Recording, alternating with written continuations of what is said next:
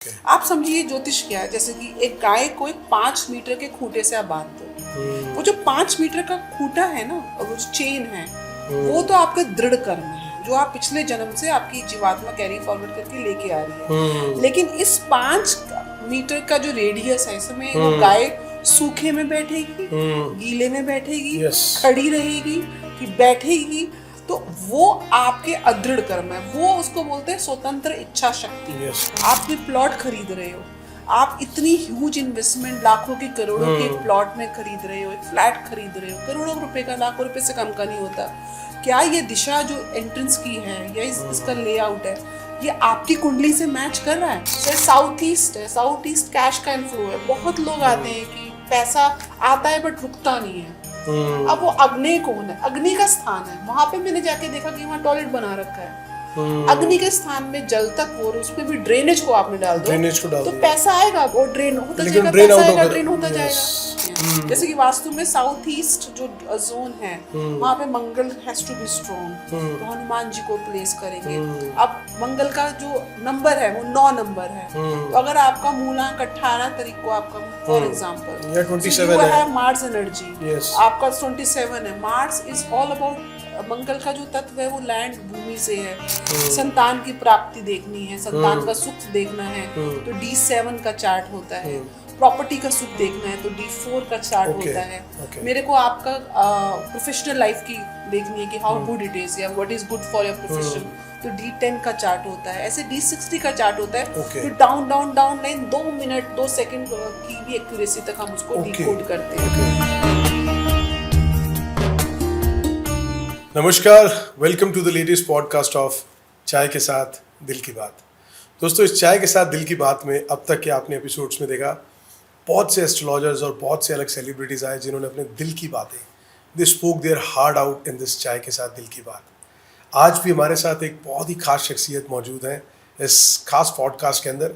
जैसे कि आपने हमारे लेटेस्ट पॉडकास्ट, जो पिछले पॉडकास्ट है, उसमें देखा, हमने कुछ एस्ट्रोलॉजर से बात करने की कोशिश की और जानने की कोशिश की ज़िंदगी के आने वाले पहलुओं के बारे में। आज everybody wants to know about the future, और अगर आज किसी की लाइफ में कुछ अप्स एंड डाउन्स है तो they want to know the remedies and all that.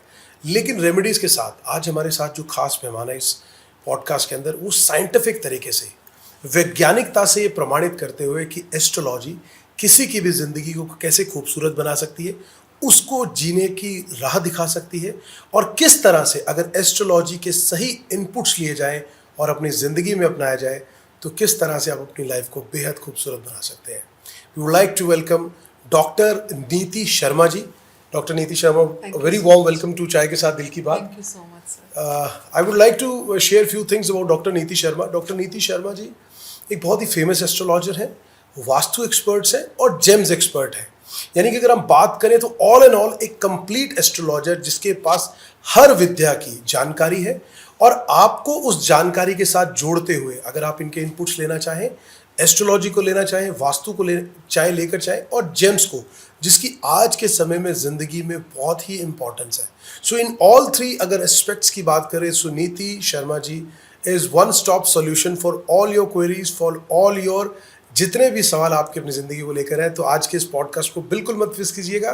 तो शुरू करते हैं चाय के साथ दिल की बात। तो नीति जी, जस्ट वांटेड टू नो कि आपकी ये जो एस्ट्रोलॉजी की जर्नी है, ये एस्ट्रोलॉजी की जर्नी किस तरह शुरू हुई? आपका एस्ट्रोलॉजी में आना वाज इट बाय चांस, या कई बार ऐसा होता है कि जब आप अपने करियर की शुरुआत करते हैं तो आप प्री मेडिटेटेड होते हैं कि नहीं, मुझे इसी फील्ड में जाना है, और उस जर्नी के साथ साथ क्या आपको एस्ट्रोलॉजी में आने के लिए किसी ने प्रेरित किया? अगर प्रेरित किया तो हम वो भी चाहेंगे कि वो भी आप शेयर करें, that you know who inspired you to become an astrologer. Frankly बिल्कुल भी प्लानिंग नहीं थी जी। ज्योतिष की तरफ। बहुत ही नॉर्मल एवरेज, जैसे आज मेरे पास यजमान आते हैं जी, उतनी रुचि थी जी। मेरा कोर बिजनेस जेम्स का है। ओके। डायमंड्स का, लूज डायमंड्स का, जेम्स का, पुखराज, नीलम, सफायर्स एंड एमरल्स। तो ये बिजनेस मैं तकरीबन 2007 से कर रही थी जी। और समवेयर अराउंड अबाउट 2012 या 13, क्योंकि लोग आते हैं जब जेम्स खरीदने आते हैं तो थोड़ा सा वो एक्सपेक्ट करते हैं कि आपको भी ज्योतिष का ज्ञान हो। जी। अच्छा, being honest, there was a event in my life which drove me towards astrology. जी तो मेरे पास एक टाइम पीरियड आया कि जब मैं ज्योतिष को बहुत अध्ययन करने लग गई। जब होता क्या है, जी जब तक आपका जीवन में कुछ इवेंट होता है और जब आप एस्ट्रोलॉजी की तरफ जाते हो, जब आपको कहीं कोई रास्ता नहीं मिलता है, तब आप ज्योतिष के पास जाते हो कि ऐसा मेरे जीवन में क्या हो क्या गया बिल्कुल जिसकी एक्सपेक्टेशन नहीं थी। जब all of a sudden life में टर्बुलेंस आता है किसी भी किस्म का, चाहे वो फाइनेंशियल हो, चाहे वो पर्सनल लाइफ का हो, चाहे वो हेल्थ का इशू हो, देन यू सीक कि there are certain things which is beyond our knowledge. Yes उसने मुझे थोड़ा ड्रिवन किया, तो मैं ज्योतिष की बहुत बुक्स लेके पढ़ने लगी, वीडियोस देखने लगी। फिर मुझको, मेरी एक आदत है, या तो मैं काम करती हूँ या नहीं करती हूँ। जी जब मेरा इंटरेस्ट क्रिएट हुआ तो मैंने कहा मुझे प्रोफेशनल एक टेक्निकल नॉलेज चाहिए कि जी। मैं गलत इंटरप्रेट ना करूँ, मुझे गुरु चाहिए। जी तो दिल्ली में एक इंस्टीट्यूट है आईकास करके, Indian council of astrological sciences, जो बेसिकली चेन्नई बेस्ड इंस्टीट्यूट है जिसके दिल्ली में चैप्टर्स हैं। Okay. तो वहाँ पे आई ज्वाइन दैट क्लास। जी। और पहली क्लास में भी मैं इसलिए नहीं बैठी थी कि मुझे ज्वाइन करना है। पहली क्लास में जब टीचर ने एस्ट्रोलॉजी को एक्सप्लेन किया, जी तो इसमें ज्योतिष का बजाय ग्रहों को समझना, रेमेडियल पार्ट समझना, ज्योतिष का आध्यात्मिक तत्व को उन्होंने एक्सप्लेन किया। ओके वहाँ से मुझे लगा कि ज्योतिष is not meant for remedies. जो बेसिकली एक बिजनेस फॉर्मेट अगर आप मुझसे पूछें, उसका मेन जो जिस्ट है ना, वो जानना कि आपका पर्पस ऑफ लाइफ क्या है, Very आपका true. जन्म क्यों हुआ, ऐसे कौन से प्रारब्ध हैं, कौन से संचित कर्म हैं जिसको आप यहाँ पे बैक कर रहे हो जीवन में। और ये जो जीवन की साइकिल है जिसका अंत मोक्ष है, वो जो बैलेंस शीट आप लेकर आए हो, वो कब बैलेंस होगी, कब एसेट्स और लाइबिलिटीज जीरो हो जाएंगे, नील हो जाएंगे और आप एग्जिट कर एग्जिट कर जाओगे। रहा हूँ उस इकोसिस्टम को समझना, उसने मुझे मूल रूप से प्रेरित किया।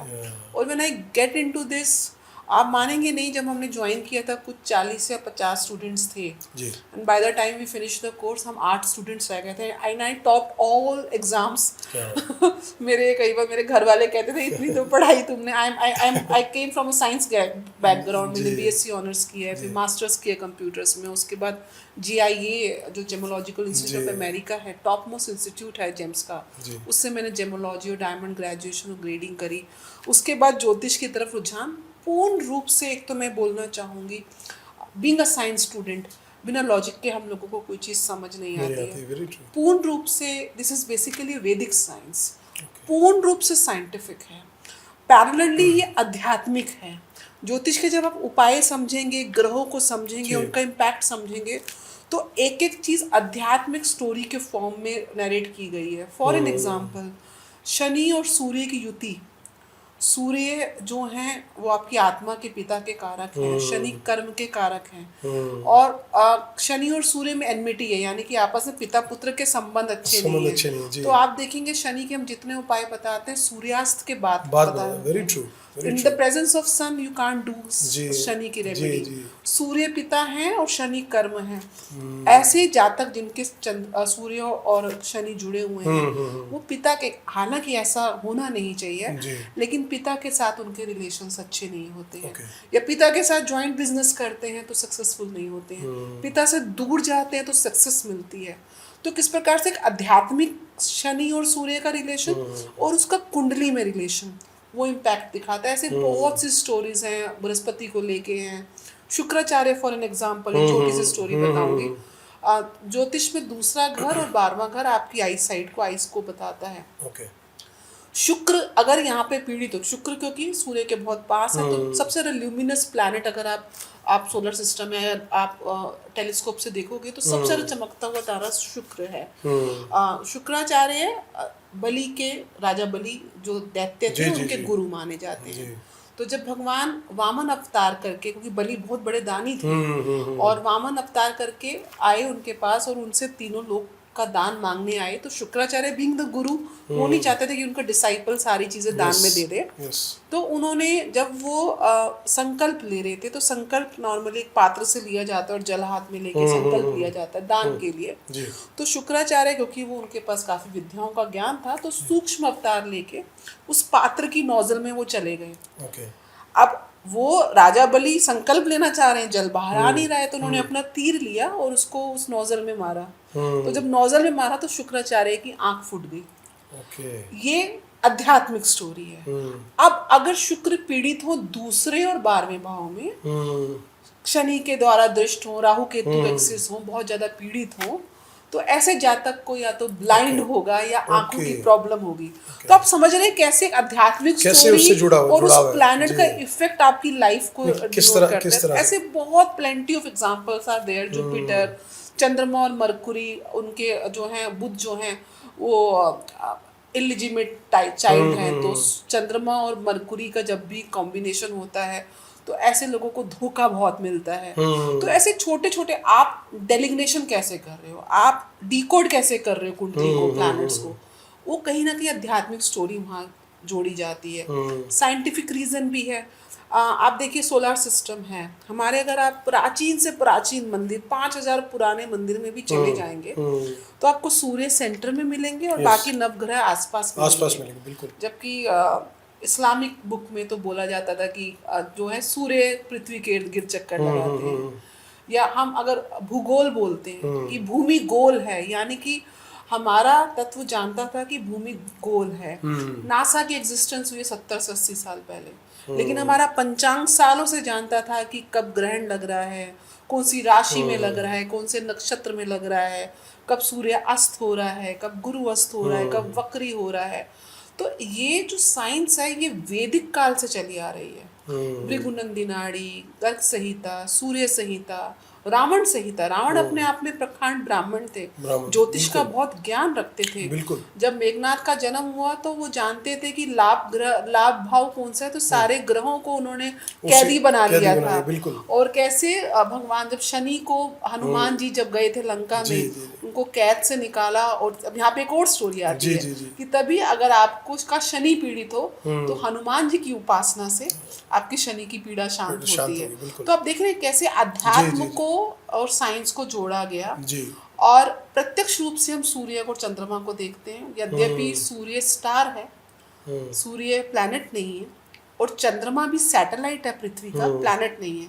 लेकिन हम बोलते हैं ज्योतिष में ग्रह का अर्थ है कि जो ऊर्जा हम ग्रहण करते हैं। और दिस इज अ फैक्ट कि जो चंद्रमा की मैग्नेटिक एनर्जी और अर्थ की मैग्नेटिक एनर्जी, इसी की वजह से हाई टाइड, लो टाइड, दिन रात, हमारे सारे त्योहार आप देखेंगे, चाहे इस्लाम देखेंगे चाहे हिंदू देखेंगे, पूर्णमासी, करवा चौथ, चांद की साइकिल के ऊपर, शुक्ल पक्ष और कृष्ण पक्ष के ऊपर, अमावस्या में दिवाली बनाते हैं, पूर्णमासी में होली बनाते हैं, सब चंद्रमा की साइकिल पे आधारित है। चंद्रमा आपकी पृथ्वी के 70% जल तत्व को उफान ला सकता है। तो हमारा शरीर जो 70% से ऊपर जल तत्व यानी कि फ्लूइड का है, इस पे इम्पैक्ट नहीं पड़ता? जरूर पड़ता है। आप देखेंगे जब पूर्णमासी अमावस्या होती है, जो जिन लोगों को एंजाइटी इश्यू होता है, जो मेंटली चैलेंज लोग होते हैं, वो बहुत ज्यादा बिहेवियर और पैटर्न उनमें चेंजेस होते हैं। तो ये एक यहाँ पे ज्योतिष को ज्ञान को समझना है कि किस प्रकार से इन ग्रहों की चाल हम पे इफेक्ट कर रही है। ये अगर हमको पहले से अनुभूति हो जाए कि ये ग्रह जब इस राशि में, इस नक्षत्र में आएगा, इतनी पृथ्वी से इतनी दूरी पर आएगा, ये इम्पैक्ट करेगा, उसके लिए हम पहले से तैयारी कर सकते हैं। सिमिलरली सूर्य को तो ऊर्जा का सोर्स है, हमारा लाइफ का सोर्स एनर्जी ही सूर्य से आती है। जो पहला प्रोसेस है फूड चेन का, फोटोसिंथेसिस का, जहाँ से फूड चेन स्टार्ट होता है, इन द प्रेजेंस ऑफ सनलाइट है। तो sunlight is the source of energy into अस। जो ग्लूकोज हम लेते हैं वो सनलाइट की वजह से है। हाइड्रोजन और helium is the abundant element, वो सनलाइट की वजह से है। तो ये चीज़ समझना है कि जो प्रत्यक्ष ग्रह है, आज अभी हम रात को बैठे हैं तो चंद्रमा की शीतलता देखने को मिलती है, दिन में बाहर निकलते हैं तो सूर्य की तपिश और सूर्य की अग्नि हम रोशनी देख सकते हैं। ये तो हम प्रत्यक्ष रूप से देख रहे हैं। लेकिन दीपक जी, मेरे और आपके बीच में हम संवाद कर रहे हैं, आप मुझको देख पा रहे हैं, मैं आपको देख पा रही हूँ, आप मेरी आवाज़ सुन पा रहे हैं, मैं आपकी आवाज़ सुन पा रही हूँ, मैं और आप जीवित हैं। किस वजह से? हवा की वजह से। वो प्राण वायु ऊर्जा, जो हवा जो ना आप देख सकते हो ना मैं देख सकती हूँ, वो हमारे जीवन का मूल आधार है। यानी कि जो अप्रत्यक्ष है वो प्रत्यक्ष से भी ज्यादा कई बार पावरफुल बिल्कुल होता है। बिल्कुल ये वेरी कोविड में सबको बताया। Very true. तो इसीलिए जो बृहस्पति हैं, जो शनि हैं, मरकुरी हैं, मार्स है, जिन ग्रहों को प्रत्यक्ष रूप से देख नहीं सकते, बिल्कुल उनका भी प्रभाव उतना ही ज्यादा स्ट्रॉन्ग है। तो ये साइंटिफिकली समझने की आवश्यकता है कि हर ग्रह हमारे जीवन में कितना इम्पैक्ट करता है।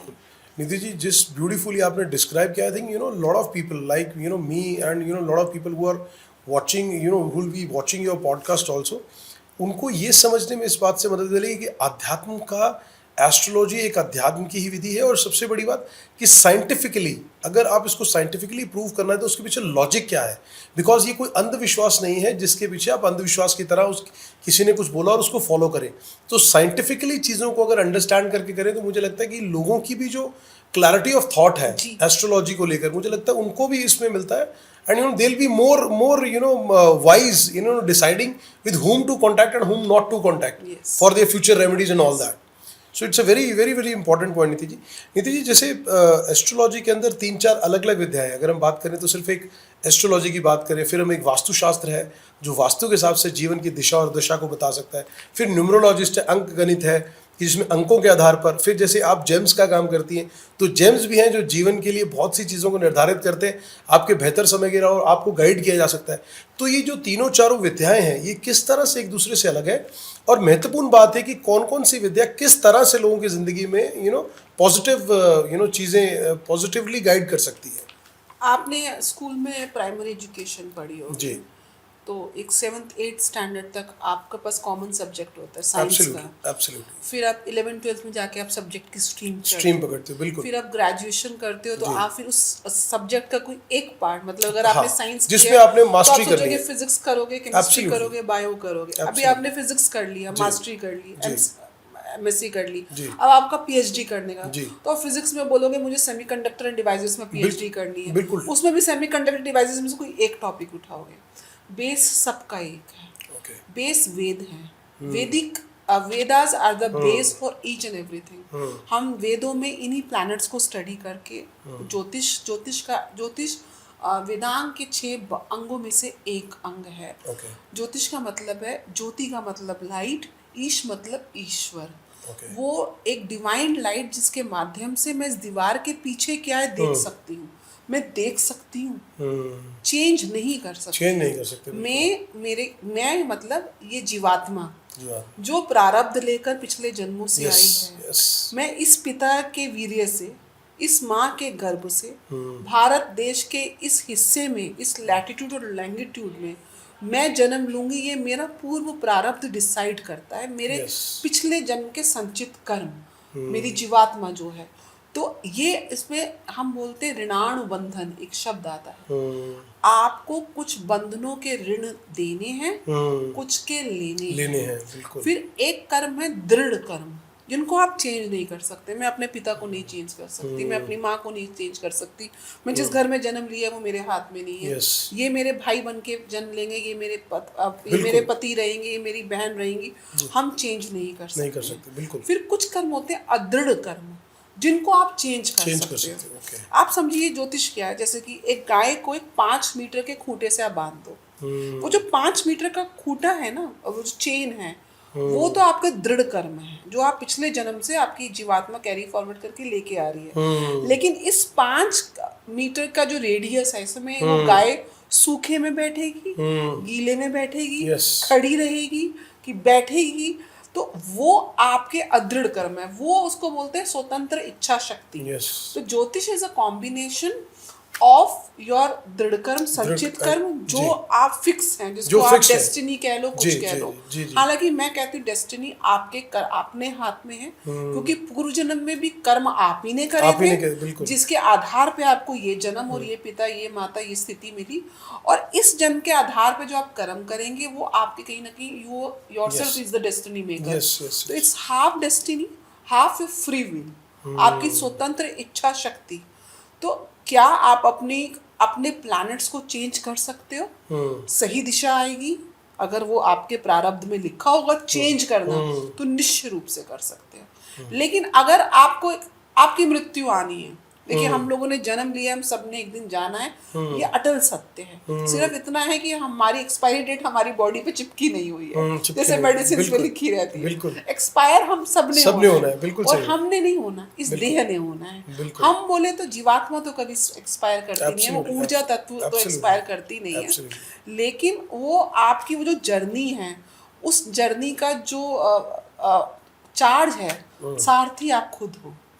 तो ये आपको समझना है कि आप अपने कौन से कर्म ऐसे करो जिससे आप अपनी जो purpose of life, again I come to that point, उसको आप अचीव कर पाओ। क्योंकि एंड में जो हमें जीवन और मरण की साइकिल में हम सब घूम रहे हैं, एंड हम सबका मोक्ष है। उस मोक्ष की प्राप्ति तभी होगी जब बैलेंस शीट नील हो जाएगी। अब बैलेंस शीट में कौन से कर्मा आपके ज्यादा है, लाइबिलिटी है, उनको आप एसेट्स में कैसे कन्वर्ट करोगे, वहाँ पे ज्योतिष आपकी मदद जरूर करता है। मैं नीति जी एक बड़ा significant I want to raise one very important thing in this. आपने एक बात कही इसी जवाब में कि मतलब एस्ट्रोलॉजर क्या है कि आपके पूर्व जन्म के प्रारब्ध है, जिसकी वजह से आपको वो ब्लेसिंग्स मिली है कि आप दीवार के आगे की चीज़ देख सकते हैं, किसी के फ्यूचर की चीज़ देख सकते हैं, उसकी कुंडली ग्रहों को इवैल्यूएट करके, बट आप बदल नहीं सकते। But my view point is कि लोग अगर किसी का कोई, मान लीजिए किसी का कोई भविष्य बताता है, मान लीजिए कोई भविष्य के लिए जाता है और वो बताता है कि यार आने वाले टाइम में तेरे साथ तो तेरी हेल्थ एलिमेंट्स हो सकती है, तेरा एक्सीडेंट हो सकता है, तेरे को प्रॉपर्टी बहुत लॉसेज होंगे, दिस एंड दैट। तो वो लोग जो हैं वो इस उम्मीद में उनसे अपनी रेमेडीज भी पूछते हैं कि ऐसा क्या उपाय किया जाए कि आगे नुकसान ना हो, आगे हेल्थ ठीक रहे। And astrologer do tell them, but अगर एज पर योर वर्ड, अगर हम एस्ट्रोलॉजर उसको बदल नहीं सकते। नहीं, मैं बताती हूँ, यहाँ पे हल्का समझाऊँ जी। आप बदल नहीं सकते हो जी, लेकिन आप वेरिएट कर सकते हो। हाउ? मुझे दीवार के बाहर पता चल रहा है कि बारिश हो रही है जी, तो मैं मेरे यजमान को बोलूंगी बारिश हो रही है, आप छतरी लेके जाओ, आप भीगोगे नहीं। There is an intensity of remedy जो वर्क करती है। अगर आपको सही टाइम पर, it's like a Google map. Absolutely, आपका गूगल मैप खुला हुआ है, 4 रास्ते हैं आपकी डेस्टिनेशन में जाने के लिए। एक रास्ते में लाल आप देखते हो कि खूब जाम लगा हुआ है, एक रास्ता आपको टाइम कम दे रहा है लेकिन खराब है, एक ज्यादा दे रहा है। तो इस लाइक का गूगल मैप, वो आपको तीनों चारों आपको रास्ते बताता है कि कहाँ आपको रुकावटें आएंगी और कहाँ आपको ईज मिलेगी। अब आप अपनी जर्नी प्लान कर सकते हो। एस्ट्रोलॉजी देखो बहुत चीज़ों में हेल्प करती है।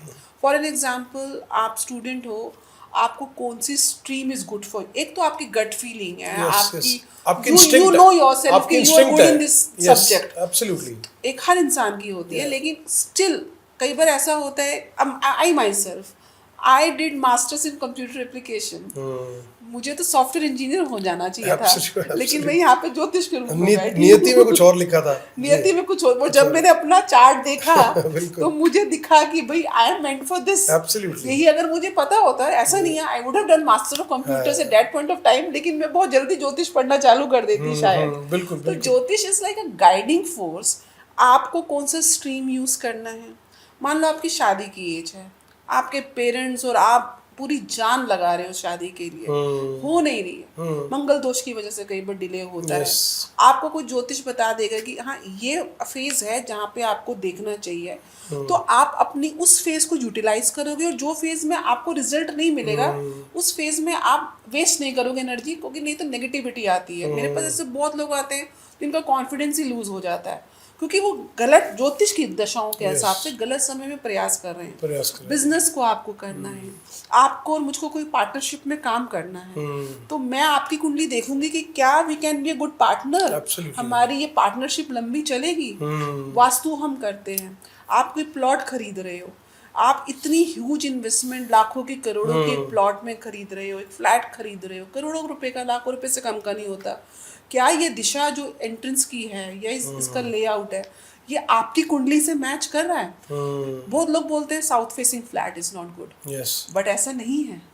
सारी साउथ फेसिंग फ्लैट बिल्डिंग में होंगे आपकी, आपके फ्लैट्स हैं, एक घर प्रॉस्पर कर रहा है, दूसरा नहीं कर रहा, बिकॉज वहां पे एस्ट्रो वास्तु का कॉन्सेप्ट आता है। जो ओनर ऑफ द हाउस है उसके लिए क्या ये दिशा उपयुक्त है? हो सकता है उसके लिए साउथ ही, उसके लिए साउथ डाउन लाइन आप साउथ जाएंगे, साउथ में तो सब आप दिल्ली में देखो, साउथ दिल्ली मोस्ट उसकी रेट्स हाई हैं। आप वैसे साउथ में जाओगे तो साउथ के लोग काफी ज्यादा, and they are very cultural people, financially they are very sound. South आप देखोगे every part of the every area of every state और every city normally will say कि वो प्रोस्पेरिटी में आ गए हैं, जबकि वो डिफरेंट करा अगर एस्ट्रोलॉजी के टर्मिनोलॉजी में कहोगे तो उसको थोड़ा, and if you ask me all directions are equally good, either north or east or south or west, depends according your chart आपके लिए कौन सी दिशा आपकी यानी व्यक्तिगत कुंडली के लिए कौन सी है, और उसमें फिर कौन सी पर्टिकुलर डिग्री के लिए आप एंट्रेंस ले रहे हो, आप किस लिए ले रहे हो, कमर्शियली ले रहे हो, रेजिडेंस के लिए ले रहे हो। आप लैंड खरीदने जाते हैं, मिट्टी को देखना होता है, उसमें खुशबू क्या है, उसका बैकग्राउंड क्या है। कई बार शमशान घाट के आसपास की लैंड होती है तो वहाँ पे एक नेगेटिव एनर्जी, नेगेटिव ऑरा है, नेगेटिव एनर्जीज और है। हम क्योंकि जो वास्तु में हम एनर्जी को जियोपैथिक स्ट्रेस जिसको हम बोलते हैं, जो जमीन से कई बार, क्योंकि जमीन के नीचे कई बार पाइपलाइन सीवेज की जा रही है, कई बार अर्थक्वेक के वो जोन्स होते हैं, they are very sensitive areas, जैसे सिस्मिक एरियाज होते हैं, उनको डिटेक्ट करती हैं। मैग्नेटिक एनर्जी, इलेक्ट्रोमैग्नेटिक वेव्स बहुत हाई होती है बिल्कुल। वहाँ पे कई बार आपने देखा होगा कई प्रॉपर्टीज में या कई घरों में कैंसर की पीढ़ी दर पीढ़ी समस्या और एवरी जनरेशन में होता है कि मतलब उनके फैमिली में केसेस ऐसे, आप मतलब एक पीढ़ी दर पीढ़ी पूरा डीएनए ही किसी न किसी को कैंसर होगा। तो क्या कारण है कि वो कैंसर उस परिवार में है? कहीं ना कहीं जैसे कि वास्तु के सूत्र हैं, नॉर्थ ईस्ट में कई बार टॉयलेट होता है या वहाँ पे सीवेज गाड़ दी जाती है, बहुत ज्यादा जंक होता है, मतलब ही नहीं है कि ऐसे घर में कैंसर ना हो। तो इसलिए बहुत सी चीजें देखने को मिलती हैं और छोटी छोटी रेमेडीज हैं, आप करेंगे उसका रिफ्लेक्शन पूरे परिवार के सब जनों पर पड़ता है। जैसे साउथ ईस्ट है, साउथ ईस्ट कैश का इन्फ्लो है, बहुत लोग आते हैं कि पैसा आता है बट रुकता नहीं है। अब वो अग्नि कौन है? अग्नि का स्थान है, वहां पे मैंने जाके देखा कि वहाँ टॉयलेट बना रखा है। अग्नि के स्थान में जल तक वो, उसमें भी ड्रेनेज को आपने डाल दो तो पैसा आएगा, वो ड्रेन होता जाएगा, पैसा आएगा, ड्रेन होता जाएगा। तो साउथ ईस्ट को करेक्ट करने को, अग्नि में जल डालेगा तो अग्नि तो बुझेगी और अग्नि का मतलब गर्म है। हम आपको बोलेंगे तेरी जेब बड़ी गर्म है, हम कभी ये नहीं बोलेंगे जेब ठंडी है। ऊर्जा मतलब पैसा, एनर्जी मतलब पैसा। जब पैसा सामने देखते हो एकदम से यू फील फायर एनर्जी। तो वास्तु में हम क्या करते हैं, दिशाओं के हिसाब से, तत्वों के हिसाब से, जो पंचभूत हैं, एयर, वाटर, फायर, पृथ्वी और स्पेस एलिमेंट्स, इनको बैलेंस करते हैं। और ऐसा देखा जाता है कि कई बार पंचभूतों की जो अगेंस्ट एनर्जी है वो उस पर्टिकुलर डायरेक्शन में आके उस डायरेक्शन की जो क्वालिटी है उसको इम्बैलेंस कर रही है। तो दीज आर द थिंग्स जिसमें हम देखते हैं, और वही न्यूमरोलॉजी में भी है, प्लैनेट्स को ही देखते हैं। जैसे कि वास्तु में साउथ ईस्ट जो जोन है वहाँ पे मंगल हैज टू बी स्ट्रॉन्ग, तो हनुमान जी को प्लेस करेंगे। अब मंगल का जो नंबर है वो 9 नंबर है, तो अगर आपका मूलांक 18 तारीख को आपका फॉर एग्जाम्पल है, मार्स एनर्जी आपका 27 है। मार्स इज ऑल अबाउट, मंगल का जो तत्व है वो लैंड, भूमि से है। These people do very good in property का काम में, these people do very well do फौज के अंदर, अग्नि तत्व के अंदर, मेटल से रिलेटेड कोई काम हो, माइंस का काम हो, तो ये लोग उन कामों में, इवन इंजीनियरिंग के क्षेत्र में भी मंगल को बहुत अच्छा माना जाता है, उसमें भी सिविल इंजीनियर में। तो मैं ऐसे ही आप अपनी स्ट्रीम यूज कर सकते हो। शनि आपका बहुत स्ट्रांग है, आप लॉयर बनना चाहते हो, शनि को जज कहा जाता है। मरकुरी इंटेलिजेंस है, सैटर्न और मरकुरी की combination will give you very good lawyers and जजेस। तो आपको ऐसे ज्योतिष हेल्प करती है, आपको कौन सा प्रोफेशन चूज करना है, आपकी स्ट्रेंथ क्या है, आपकी वीकनेस क्या है, और अकॉर्डिंगली आप उस पर वर्क कर सकते हो। बहुत चीज़ों में हेल्प करती है। यू डिफाइंड वेरी ब्यूटीफुली नीति जी। और अभी आजकल ना एक क्यूरोसिटी लोगों में और है, क्योंकि I have personally also heard and saw lot of interviews of different astrologers. तो करोड़पति बनने के बड़े आसान तरीके बता रहे हैं बहुत लोग। तो ये करोड़पति अगर इतना आसान है तो हमें लगता है कि आज इस पॉडकास्ट में एक दो उपाय हमें भी बता दीजिए, क्योंकि आप साइंटिफिकली बताते हैं। सो आई वुड रिक्वेस्ट कि बहुत से लोग हैं जो शायद ये जो भ्रमित करने वाले प्रचार हैं, I think I would request you to clarify on this कि इतना आसान है करोड़पति बनना कि लोगों ने स्विच वर्ड्स बताए तो करोड़पति हो जाओगे, सुबह शाम चैंटिंग करते रहो या फिर उसके लिए कुछ अपने नंबर लिखते रहो हाथों पे। तो ये थोड़ा सा क्लैरिफाई करिए कि करोड़पति बनना अगर इतना आसान है तो फिर आज आप साइंटिफिकली बता दीजिए, सो विल फॉलो दैट। इतना आसान होता तो मैं आज BMW से आती आपके ऑफिस, आपको पहले बाद में बनाती, पहले खुद बनती। देखिए, आपकी कुंडली में धन योग होना आवश्यक है जी, और योग कब फलित होता है? जब उसकी दशा और अंतर्दशा आती है जी, उसके बाद भी जो पर्टिकुलर प्लैनेट है जो धन का कारक है आपकी कुंडली में, उसकी व्यक्तिगत स्ट्रेंथ कितनी है। आपको बुधादित्य योग वाले बहुत मिलेंगे, गजकेसरी योग वाले बहुत मिलेंगे, पंच महापुरुष योग वाले बहुत मिलेंगे। मोदी जी का जब जन्म हुआ कि उस समय किसी और बच्चे का जन्म नहीं हुआ होगा। Absolutely. तो और क्या, और 2 घंटे में तो लगन भी नहीं बदला होगा, सेम लगन में हुआ होगा। सबसे ज्यादा फास्ट मूविंग जो ग्रह है वो चंद्रमा है, 2.5 दिन में तो वो भी नहीं बदला होगा। तो सेम समय जिस बच्चे एक गर्भ से 2 बच्चे जन्म लेते हैं, एक ही माँ, उनका फ्यूचर अलग होता है, उन्हीं का फ्यूचर अलग होता है। ज्योतिष में डिविजनल चार्ट्स होते हैं, तो D60 when you down line filter करेंगे आप, D9 बनाते हैं। D9 इज योर भाग्य का चार्ट, आपका स्पाउस का चार्ट भी कहा जाता है। जब हम कुंडली मिलाते हैं शादी के लिए या लव मैरिज के लिए या रिलेशनशिप के लिए, तो वी ऑलवेज सी D9। संतान की प्राप्ति देखनी है, संतान का सुख देखना है तो D7 का चार्ट होता है। प्रॉपर्टी का सुख देखना है तो D4 का चार्ट होता है। मेरे को आपका प्रोफेशनल लाइफ की देखनी है कि हाउ गुड इट इज या what is good for your profession, तो D10 का चार्ट होता है। ऐसे D60 का चार्ट होता है जो डाउन लाइन 2 मिनट 2 सेकंड की भी एक्यूरेसी तक हम उसको डिकोड करते हैं। सो पूर्ण रूप से साइंटिफिक है, बहुत एनर्जी जाती है। मैं ऐसी ज्योतिषी हूँ कि भाई आओ कुंडली देखिए ना, मुझे 1 घंटा लगता है आपकी कुंडली को समझने में। 5 और 6 चार्ट अष्टक वर्ग का सिद्धांत है, ग्रहों को बल कितना मिला हुआ है, चर दशा विंशोत्तरी दशा एक तरफ है, चर दशा योगिनी दशा या फिर आरूढ़ लग्न का सिद्धांत है, कौन सा ग्रह को कितनी डिग्री है। ताजिक शास्त्र का सिद्धांत है जिसको मैं जब पॉलिटिकल में प्रेडिक्शंस करती हूँ या जनरल प्रेडिक्शन करती हूँ तो प्रश्न कुंडली लगाती हूँ, क्योंकि मुझे नहीं पता कि मोदी जी की कुंडली कितनी एक्यूरेट है, मुझे नहीं पता राहुल गांधी की जो मुझे गूगल से कुंडली मिली है वो कितनी एक्यूरेट है। तो वहाँ पे मेरे लिए बहुत कंफ्यूजन क्रिएट होता है। तो उस केस में मैं एक तो इनकी कुंडली विच इज अवेलेबल और दूसरे पार्ट पे मैं ताजिक शास्त्र के हिसाब से प्रश्न कुंडली लगाती हूँ जिसको होरारी सिस्टम बोलते हैं। तो उसमें फास्ट मूविंग और स्लो मूविंग प्लैनेट और कार्येश और लग्नेश का क्या योग बन रहा है, इत्तिसाल योग है, अलग अलग योग है। मतलब I won't go in the technical terms, लेकिन उसमें जब आप किसी पॉलिटिकली पर्सनल की कुंडली देखते हैं तो आप उसमें उनकी पार्टी को भी साथ में कोलैब करके देखते हैं कि उस पार्टी के साथ इनकी व्यक्तिगत दशा क्या रहेगी। सब मैच एक तो सबसे पहले जब मैं पॉलिटिकल गणना करती हूँ जो सबसे पहले कुंडली में लगाती हूँ भारत की, आज़ाद भारत की कुंडली, जो 15 अगस्त 1947 रात के 12 बजे हमको आज़ादी की घोषणा हुई थी। हालांकि वो भारत की जन्म कुंडली नहीं है, लेकिन भारत को आज़ाद किया बड़ा इवेंट था वो, आज़ाद हिंदुस्तान की वो पहली कुंडली है हमारे उसमें, उसको मैं आधार बनाती हूँ। उसके बाद रूलिंग पार्टी मान लो बीजेपी या कांग्रेस है, जो भी है, बीजेपी 1960 1 अप्रैल की डेट है, नॉट रिमेम्बरिंग, तो उस डेट को उसका बीजेपी ने अपना जब इंसेप्शन हुई उनकी पार्टी की, कांग्रेस का जब हुआ, अब जैसे कि आम आदमी पार्टी का रिसेंट हुआ या इंडिया अलायंस का गठबंधन हुआ था बैंगलोर में, तो वो टाइम की कुंडली पैरेलल इन नेताओं की कुंडली, उस पैरेलल प्रश्न कुंडली, ये सब कुंडलियां खोल के फिर इनका भी D9 D10 और ट्रांजिट देखना है कि आज गोचर, अब गुरु बदलेगा, वृषभ राशि में आएगा, मंगल इस राशि में आएगा, चंद्रमा जिस समय चुनावों की गणना होगी, रिजल्ट आ रहा होगा तो चंद्रमा इस राशि में गोचर कर रहा होगा। टेक्निकल टर्म है, मतलब पूरी साइंटिफिक है, तब जाके हम 60 to 70% एक्यूरेसी ला पाते हैं। We are not God Deepak ji, इतना बृहद शास्त्र है, इतना बृहद ज्ञान है कि मुझे लगता है पता नहीं कितने जन्म मुझको लेने पड़ेंगे as a student to actually know the depth of this knowledge. But if I could decode, any astrologer could decode 70 to 80% accurate of your chart or any chart, he is a good astrologer, what I would say. अभी आपने जो हाल फिलहाल में जब अभी लोकसभा के चुनाव हुए, 4 तारीख को रिजल्ट आया, फिर से एक बार एनडीए की सरकार बनी, हालांकि बीजेपी को क्लियर मैंडेट नहीं मिला, बट एनडीए की गवर्नमेंट बनी, और तीसरी बार मोदी जी ने प्राइम मिनिस्टर के तौर पे ओथ ली।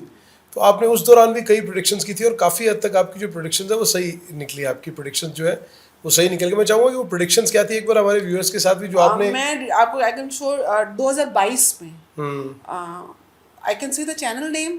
हाँ हाँ प्लीज प्लीज प्लीज। TV9 के लाइव शो पर आई प्रिडिक्टेड कि केजरीवाल का डाउनफॉल और राहुल गांधी का backup, he will come back, he will come back, he will come back according to the chart. Because Kejriwal ji की कुंडली में मुझे टाइम नहीं पता उनका, लेकिन शनि और मंगल दोनों नीच के बैठे और एक दूसरे से केंद्र में बैठे, और शनि 2.5 साल में राशि बदलता है, मंगल 1 से 1.5 महीने में, तो एटलीस्ट अगर टाइम नहीं पता तो ये दो ग्रह तो नहीं बदलेंगे। तो वो कुंडली।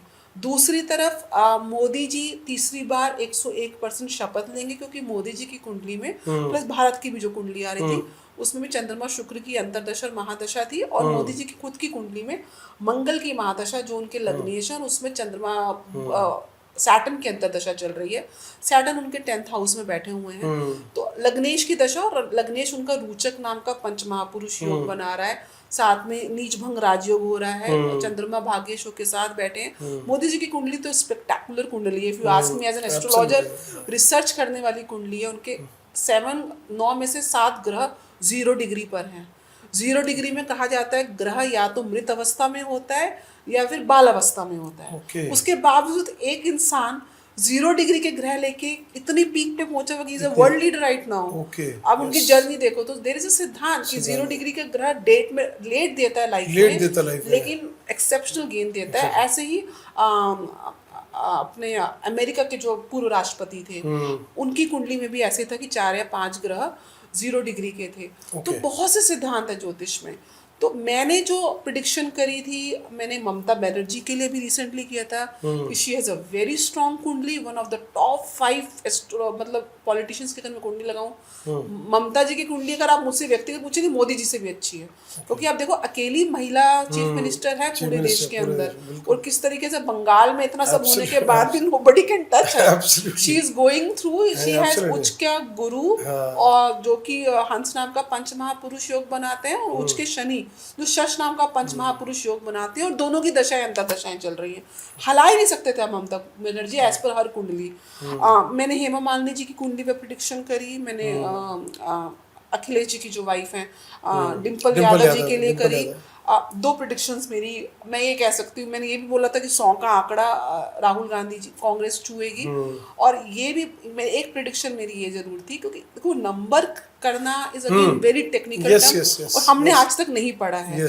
अभी तक उतनी विद्या डेप्थ में रिसर्च नहीं हुई है, बट मैंने 300 प्लस और 350 के आसपास एनडीए को बोला था, तो एनडीए वो एक टारगेट नहीं छू पाई है, बट तीसरी बार का मैंने बताया कि यही लेकर आएंगे। सिमिलरली और नेताओं की भी मैंने कुंडलियां जितनी भी कोई भी बोली, केजरीवाल जी हारेंगे, राहुल गांधी कम बैक करेंगे, ममता जी आएंगी, मोदी जी तीसरी बार एनडीए की सरकार बनेगी और बहुत सशक्त बनेगी। आप देखिए इंस्पाइट ऑफ द फैक्ट कि एनडीए बनी है, 72 में से 61 मंत्री बीजेपी के हैं। टॉप के सारे पोर्टफोलियोज बीजेपी के पास हैं। सो आप कह सकते हो कि और ये भी देखिए Modi ji is the only prime minister across the globe जो तीसरी बार इतनी एडवर्सिटीज में, आप जवाहरलाल नेहरू से कंपेयर नहीं कर सकते, उस टाइम सिनेरियो कुछ और था, अपोजिशन नहीं था, कोरोना जैसी स्थिति के बाद, वर्ल्ड वॉर जैसी स्थिति के बाद, रिसेशन स्थिति के बाद मोदी जी कोई भी विश्व का प्रधानमंत्री तीसरी बार नहीं बन पाया। Very true. तो ये अपने आप में एक्सेप्शनल लीडरशिप क्वालिटीज और कुंडली का वेटेज है। तो जो वो बने हैं और अब भी सशक्त तरीके से बने, कोई कॉम्प्रोमाइज नहीं किया उन्होंने, एनडीए ने कहीं से भी अपने सारे मंत्री रिपीट करे हैं बिना किसी उसके। So overall all this prediction came through. Even मैदिनी ज्योतिष का सिद्धांत है, मैं एक चैनल में बोलकर आई थी, रात के 8 बजे का शो था लाइव कि 5 दिन के अंदर दिल्ली में भूकंप आएगा, तो रात के 2 बजे भूकंप आया। ये नॉर्मली स्थिति बनती है, मैं आपको बता दूं, जब भी ग्रहण लगता है सूर्य ग्रहण और चंद्र ग्रहण के आसपास, आप देखेंगे जो नेचुरल कैलेमिटीज है, बिकॉज टेक्टोनिक प्लेट्स हिल रही है ना, चंद्रमा को राहु केतु की एनर्जी एब्स्ट्रैक्ट कर रही है, तो वो हमेशा ऐसी स्थिति में आप ये मैग्नेटिक एनर्जीज की वजह से, this is again pure scientific कि ग्रहण है, सूर्य चंद्रमा और एक दूरी पे घूम रहे हैं, 1 डिग्री में आ जाते हैं, बीच में राहु केतु जिनको हम छाया ग्रह बोलते हैं। तो जब चंद्रमा या सूर्य की ऊर्जा जिनसे पृथ्वी पे जीवन यापन हो रहा है या बाकी चीजें संचालित हो रही है, उसमें एक विघ्न आएगा तो वो प्रॉब्लम क्रिएट करेगा ही create करेगा। तो आप देखेंगे ग्रहण के 10 से 15 दिन आगे पीछे आगजनी होना, सुनामी आना, बिल्कुल, बिल्कुल, बाढ़ बिल्कुल, आना, अर्थक्वेक्स आना, मार्केट में उछल हो जाना, मंगल की कई बार युति होती है मंगल केतु की, तो जैसे कि रक्तपात होना, वॉर की स्थिति आना, ये हमेशा देखने को मिलता है। तो ये बड़े साइंटिफिक सिद्धांत हैं ज्योतिष के। तो दोस्तों आपने देखा नीति जी ने किस तरह साइंटिफिकली एक्सप्लेन किया कि जो एस्ट्रोलॉजी है वो किस तरह से उन्होंने जो प्रेडिक्शंस भी की थी वो प्रेडिक्शन मोर और लेस कितनी सटीक और एक्यूरेट बैठी। So I would also suggest you कि आपकी जो भी लाइफ को लेकर जो भी आपके सवाल है आप नीति जी के साथ डायरेक्ट कांटेक्ट करिए और उनकी जो वैज्ञानिकता से, जिसको हम ये कहते हैं कि पूरे साइंटिफिकली प्रूवन वे के साथ वो जो रास्ते बताती हैं आपकी ज़िंदगी के लिए निश्चित तौर पर आपको बहुत मदद करेंगे। So do get in touch with नीति शर्मा जी।